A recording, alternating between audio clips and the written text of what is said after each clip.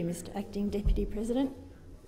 It's with a sense of responsibility and solemnity that I'm rising today to contribute to this important debate on the Australian Greens Bill to require the approval of the Australian Parliament to send Australian troops to be fighting in wars overseas. In debating this idea, we're actually considering one of the most important decisions that any government ever has to make: whether to send its citizens away to war, to face death and injury, and to kill other people, and bear the moral burden of that as well. Significant decision. On the 15th of February 2003, 600,000 people around Australia marched to show their opposition to the Iraq War. The rest, as they say, is history. What is necessary in dealing with matters of this sort of gravity, matters of life and death, is that we take that history, we face up to it squarely, and we are willing to learn from it. The views and feelings of those many Australians who marched against the war were ignored by the Howard government. There was no substantial debate about the wisdom of following the United States into yet another war. The clamour to take action and invade Iraq overpowered the many warnings from knowledgeable and thoughtful people about the potential consequences and the clear opposition from so many Australians. As with other US wars to which Australia has too readily signed up, the Iraq War has been increasingly discredited, vindicating those who counselled reason and care at the time. It's clear now that the justification for the invasion of Iraq in 2003 was based on the lie of the existence of weapons of mass destruction. It's also clear that the invasion of Iraq and its aftermath has contributed to the disintegration we're now seeing in Iraq and provided precursors to some of the anger and burning sense of injustice that is feeding the extremism and brutality that affronts all of us. The debate on who should be empowered to send Australian men and women to war is an enduring and persistent one, and so it should be. We should never send our troops lightly, but with the clear-sighted knowledge, taking full responsibility that their lives will never be the same again. Some will not come home. Some will come home, but they'll be physically wounded, and others will face mental health challenges, depression, anxiety, and post-traumatic stress disorder for the rest of their lives. None will forget. And so the debate goes on. This is not the first time the Australian Greens have introduced legislation of this nature. We believe this conversation is one that must be had, and we are willing to have it. And we won't be silenced by claims that somehow we lack compassion or we support terrorism. They're spurious, hollow, empty claims. They're designed to shut us up. They're designed to shut up people who will not go along with the clamour, and we will not submit to those. We know that this is the right debate to be having. This is a highly responsible question about the importance of democratic debate in a democracy, and the view that the people who represent Australians have a place in the decision to send Australians to war. How else do we ensure that Australians, like those 600,000 who cared enough to get out on the streets in 2003, have their voice heard in this parliament in matters that affect every one of us, and sometimes affecting us intimately? How else do we ensure that executive governments are held accountable for their decisions and sometimes the mistakes they make? Merely relying on the next election is not enough in a situation that is as grave and significant as this, because there has been no transparent public process to inquire into the wars that we have been involved with. There has been no full and transparent inquiry into the illegal and open-ended war in Iraq in 2003, and no process to ensure that we have learned from that experience, no process to ensure that this time we will do things better and wiser. Like everyone, of course, I am deeply disturbed by what is currently happening in Iraq and what has been happening in Syria. The bloodshed is horrific, and in no way would I ever seek to understate the suffering of civilians in that country. I think for all of us it is not only confronting but really inconceivable about how it is that people can live in that environment. Islamic State is a brutal, barbarous organisation.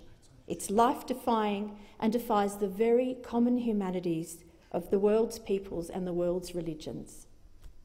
There is no doubt something must be done. The question is what? And that's the question that we have to significantly discuss. I won't subscribe to the tempting but simplistic view that something must be done and war is something, so it must be done. We must ask the fundamental questions before embarking on a war. What will it achieve? Will it make things worse? That is the respectful and reasoned debate we must have. The Australian Greens are strongly supportive of humanitarian assistance for the Iraqi people at this time, the dropping of water, food and other supplies.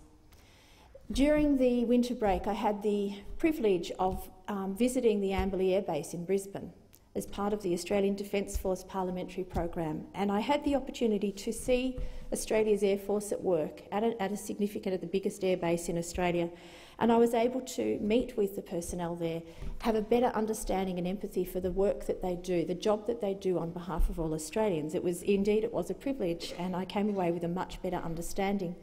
I also had the wonderful opportunity to fly in one of the C-17 aircraft, which are the aircraft that are often used for the dropping of supplies, for taking loads of humanitarian supplies and other supplies. And it's the C-17. Some of those will be used in the humanitarian aid that we've been dispensing.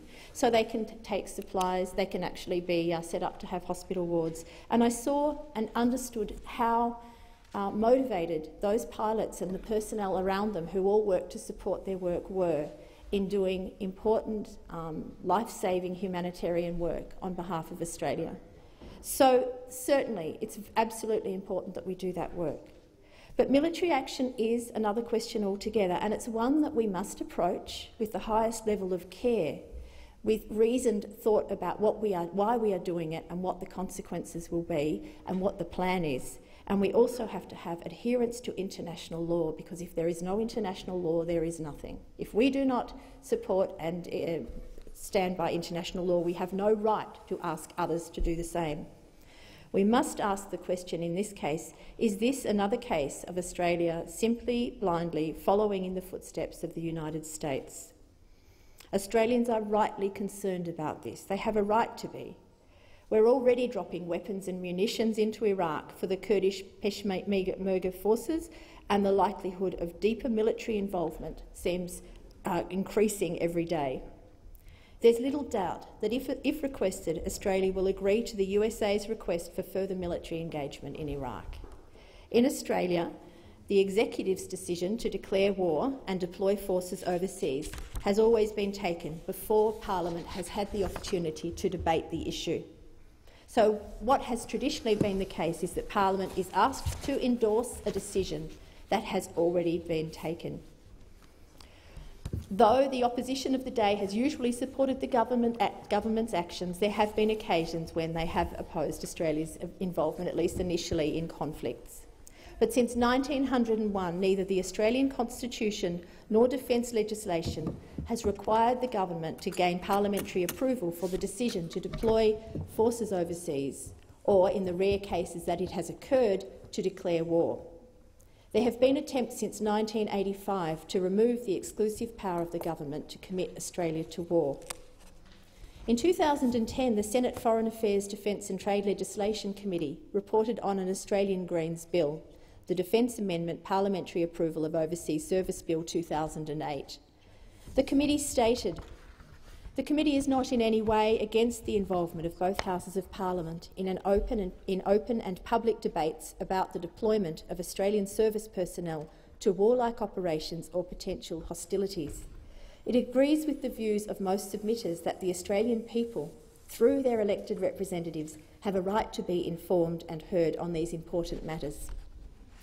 The Commonwealth Constitution does not expressly say who is responsible for declaring war or deploying troops. In addition, there is no requirement in the Constitution or defence legislation for parliamentary involvement in most aspects of declaring war and deploying troops. Indeed, for several decades after the Commonwealth came into being in 1901, The Australian government itself was unsure as to whether it could even declare war against another country without British government approval. Former royal prerogatives, including the power to make war, deploy troops and declare peace, are now part of the executive power of the Commonwealth, exercised by the Governor-General or the advice of the Federal Executive Council or responsible ministers. Contemporary practice, however, is that decisions to go to war or deploy troops are matters for the Prime Minister and Cabinet and don't involve the Governor-General or the Federal Executive Council. With Australia generally adhering to the Charter of the United Nations, which requires member countries to seek UN Security Council approval before engaging in hostilities, past comment and debate in this space has focused on the deployment of troops overseas once hostilities have been declared by the UN. On a number of occasions, the Australian Greens and the Australian Democrats before us have pursued legislation which would require parliamentary approval in most circumstances before Australian troops could be deployed overseas. In September 2008, my colleague, Senator Scott Ludlam, who has spoken so eloquently on the bill today, sought to repeal Section 50C of the Defence Act 1903 and to replace the section with a new provision which would require parliamentary approval before troops could be deployed. Once again, then, we are bringing legislation to the Parliament with the hope of a real and meaningful debate. The Australian Greens Bill, Mr. Acting Deputy President, would be consistent. Deputy President, would be consistent with principles and practices in other democracies, including Denmark, Finland, Germany, Ireland, Slovakia, South Korea, Spain, Sweden, Switzerland and Turkey, where troop deployment is set down in constitutional or legislative provisions. Some form of parliamentary approval or consultation is also routinely undertaken in Austria, the Czech Republic, Italy, Japan, Luxembourg, the Netherlands and Norway. Our ally, the United States, has a similar provision that subjects the decision to go to war to a broader forum. Section 8 of Article 1 of the US Constitution quite clearly says, Congress shall have power to declare a war. In the wake of the disaster in Iraq, the UK's Westminster Parliament now holds the de facto war power, a new convention that prevented a rushed deployment into Syria earlier in 2014.